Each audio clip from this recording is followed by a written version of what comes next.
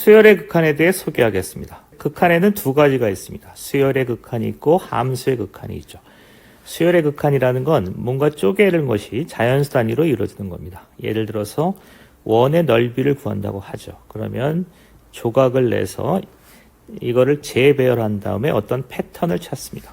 패턴을 찾으면 이것이 이런 직사각형의 모양이 되죠. 이럴 때 쪼개는 이 행위가 자연수 단위로 이루어집니다. 1조각, 2조각, 3조각을 낼 수는 있지만 1.2조각 이렇게 낼 수는 없죠. 이것을 수열의 극한이라고 합니다. 함수의 극한은 다음에 소개하겠습니다.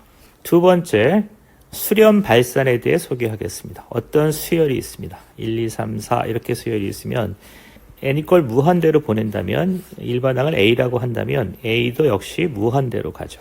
이런 경우를 발산한다고 합니다. 흩어진다는 거죠. 발산하게 되면 쓰임새가 없는 거죠.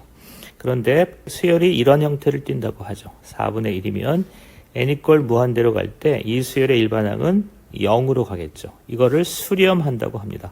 어떤 특정한 값으로 가면 그것을 채택해서 사용할 수 있는 거죠. 세 번째, 수열의 극한을 정의해 보겠습니다.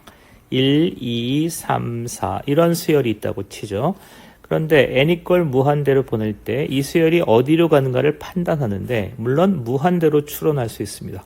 그런데 이 식이 복잡해지면 그렇게 할 수 없기 때문에 수학자들이 고민 끝에 일반항을 잡고 일반항을 무한대로 보내는 것으로 이 수열을 정의했습니다. 이렇게 되면 이 리미트를 정리할 수만 있다면 수열의 수렴 발산 여부를 효과적으로 처리할 수 있는 거죠. 이렇게 처리했습니다.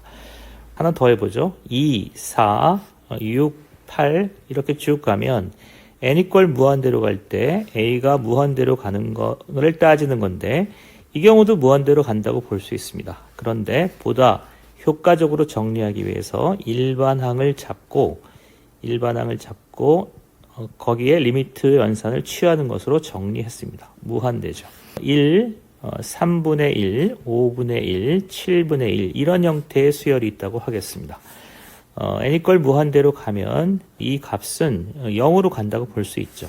이렇게 하는 것은 비체계적이니까 체계적으로 n이 걸 무한대로 갈 때 이것의 일반항을 취하는 겁니다. 1, 3, 5, 7의 일반항은 2n-1입니다. 그래서 2n-1분의 1이 돼서 이제 이 리미트 연산을 처리하면 이 값을 구할 수 있게 되는 거죠. 0이 되겠습니다. 이상 마치겠습니다.